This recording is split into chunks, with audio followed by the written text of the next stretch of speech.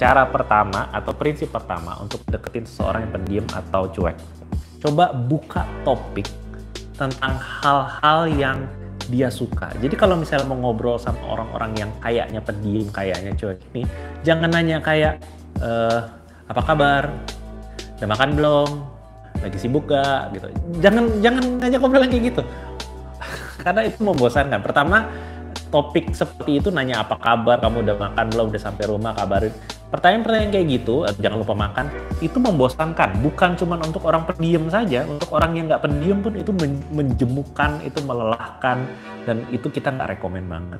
Kalau emang pengen deketin seseorang yang kelihatannya cuek, kelihatannya pendiam, coba dekati dia dengan topik obrolan bidangnya dia. Kalau misalnya dia adalah seorang gamer, ya, berarti ajak dia ngomong tentang games. Kalau misalnya saya tertarik sama seorang gamer, ya saya akan cek dia suka main apa. Misalnya dia sukanya PUBG, ya saya Google dulu sebentar tentang PUBG itu apa, ya kan. Terus saya ngomong ke dia, saya komen, itu gamenya bla bla bla bla. Jadi bicara tentang dunianya dia, bicara tentang minatnya dia. Jangan bicara hal-hal yang di luar minatnya dia. Ya, ini prinsip nomor 1. Kita berusaha menciptakan kenyamanan dulu. Biasanya kelas cinta kita bilang jangan pakai nyaman. Kalau mau membuat seseorang tertarik, pakai ketertarikan, bukan kenyamanan. Masuk akal nggak? Ya. Jadi langkah pertama adalah cari tahu apa yang dia suka. Anda masuk lewat sesuatu yang dia sudah familiar. Berikutnya apa? Kalau lu ketemu, coba tiru body language-nya dia, bahasa tubuh. Ya. Misalnya dia badannya agak membungkuk seperti ini. Ya. Ini mungkin nggak kelihatan karena di kameranya kecil. Badannya agak membungkuk, leher agak kayak gini. Nah, pada saat lagi ngobrol sama dia, Anda belah-sebelahan sama dia, Anda juga tiru body language yang seperti itu. Jangan dia body language-nya seperti ini, terus Anda duduknya kayak gini nih. Cerita dong gimana? Gitu.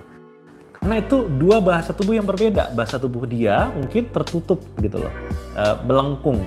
Sementara bahasa tubuh ada, bahasa tubuh yang pede, yang open body language seperti ini atau selengean. Nah itu akan membuat dia makin tidak nyaman karena dia merasa beda, dia merasa asing. Nah, ya. Jadi kalau memang dia orangnya cuek atau pendiam dan dia itu biasanya orang yang tenggelam dalam dunianya dia. Ketika kita menawarkan dunia yang berbeda dan dia belum nyaman, dia akan makin menutup diri. Dia mungkin meladeni, dia mungkin menjawab, tapi dia menjawabnya dengan acuh-acuh. Kayak, ya oke. Kadang-kadang dia perhatian, tapi kadang-kadang enggak juga. Kenapa? Karena Anda tidak masuk dalam frekuensinya dia. Nah itu sebabnya saya minta ada tiru body language. Kalau di dunia pengembangan diri ada yang namanya NLP. Ya. Prinsip yang barusan saya bilang itu namanya rapport building. Ya. Tulisannya RAPPORT, rapport. Ada yang bilangnya rapport, ada yang bilangnya rapport. Rapport building itu artinya menciptakan kesamaan atau kemiripan antara Anda sama dia sehingga lawan bicara merasa aman, tenang, merasa ada di elemennya dia istilahnya. Jadi kalau misalnya dia suka begini tangannya kayak tahu gak sih lu kalau gini. Misalnya dia gitu ngomongnya suka pakai tangan. Orang barat bilangnya talking with hands, ngomongnya pakai tangan. Saya tergolong orang yang kalau ngomong pakai tangan. Jadi tangan saya nggak berhenti. Nah kalau dia tipe yang seperti itu bahasa tubuhnya, Anda gunakan juga ngomongnya seperti itu. Kalau dia pada ngomong suka begini-gini, ya saya nggak suka kayak gitu, tapi saya punya teman saya yang kalau ngomong, lo tau nggak? Jadi kita tuh suka itu loh. Kalau di bahasa Inggris itu namanya kayak nervous tick, TICK, tick gitu loh. Nah, Anda nggak penting lah, ticknya nggak usah pusing soal tick, saya cuma ngasih tahu itu istilahnya. Jadi orang kalau ada kebiasaan yang suka kayak gitu-gitu, nah itu Anda bisa tiru gaya seperti itu. Ya, jadi meniru body language untuk menciptakan kesamaan, kemiripan yang tujuannya untuk bikin dia merasa nyaman sama elemennya dia. Dia merasa tenang, merasa sefrekuensi. Ya. Tiru apa lagi? Tiru bahasanya. Kalau tadi kita bicara soal bahasa tubuh, jadi gerakan-gerakan nonverbal yang dia lakukan, berikutnya adalah bahasa verbal. Jadi pada saat lagi ngomong sama dia, mau ngobrol lisan maupun tulisan, pasti ada beberapa keyword yang dia sering pakai. Entah itu bingung banget deh gue. Misalnya dia sering pakai kata banget. Saya jarang pakai kata banget. Tapi saya kenal ada seorang teman yang kalau ngomong dikit-dikit banget. Kalau misalnya bilang makanan, ini enak banget. Terus kalau misalnya lagi kedinginan, ini dingin banget. Jadi apapun yang dia lagi mau komenin pasti ada bangetnya di belakang.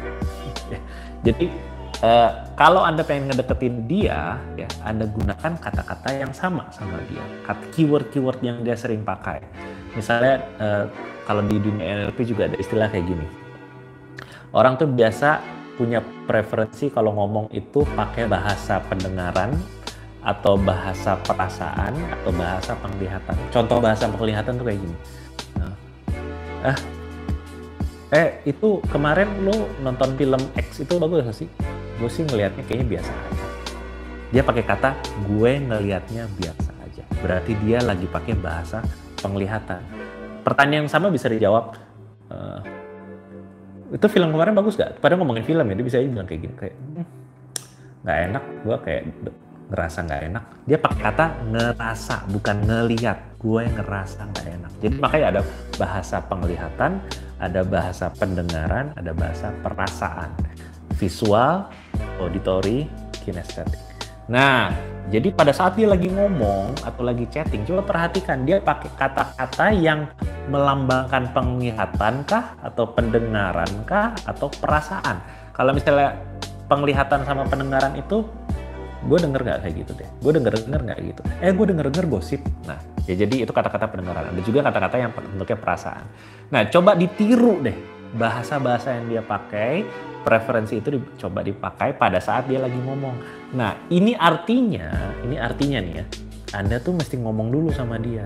Anda tuh untuk bisa tahu, oh dia pakai kata ini, oh dia pakai pendengaran, dia pakai, kan berarti mesti ngobrol dulu. Jadi kalau si gebetannya emang nggak mau diajak ngobrol sama sekali, nggak bisa, ya sama sekali nggak ngomong. Kalau misalnya tanya, suka makan es krim nggak? Terus dia bilang kayak suka.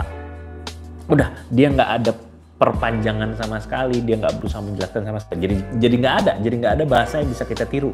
Kita bisa meniru bahasa tubuh, tapi bahasa tubuh kan biasa kelihatannya lewat pertemuan. Nah ini lagi makanya jadi repot. Kita cuma bisa ngelakuin ini paling efektif pada saat pertemuan.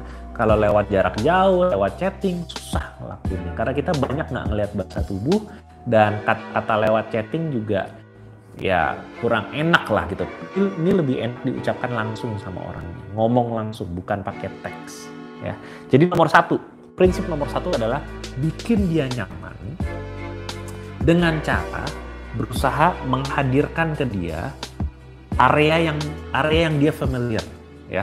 Misalnya topik yang dia suka, bidang yang dia kuasai, sesuatu yang dia sangat pengalaman banget, atau bahasa tubuhnya dia, atau kata-kata tertentu yang dia pakai, ya. Jadi kita berusaha kasih feedback sama dia bahwa hey kita tuh satu frekuensi loh, hey kita tuh mirip loh, hey kita tuh sama, tanpa bilang kita tuh sama. Oke, ini prinsip nomor satu, bikin jembatan kesamaan, tapi jangan sebut-sebut kata sama, kita mirip, kita serupa, kok kita kayaknya cocok, jangan. Itu jangan disebut. Kalau kesebut gimana? Ya udahlah, kalau kesebut sekali it's okay, tapi tolong jangan diulangin, jangan berkali-kali diulangin. Pokoknya kita berusaha buat jembatannya alam bawah sadar lah istilahnya. Jangan sampai dia ngerasa kita lagi nyama-nyamain. Oke? Sekian pelajaran hari ini. Jangan lupa untuk tonton video kelas cinta yang lainnya. Like, comment, and subscribe.